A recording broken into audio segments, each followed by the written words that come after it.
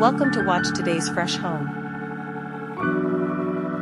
Romain Chancel has cultivated the original splendors of a large 1930s apartment facing the Eiffel Tower, while designing a warm and timeless space. This interior is a rare testament to the past. An Art Deco setting like few others in Paris. On the left bank, facing the Eiffel Tower, Romain Chancel became passionate about the history of the place. "I'm very interested in heritage," he confides when he introduces himself. A godsend for this young interior designer who is also passionate about photography and cinema. The apartment hadn't changed since the 1930s, it was as if frozen in time, he says. Walnut accordion doors, mirrored fireplaces, corner cabinets emblematic of the era.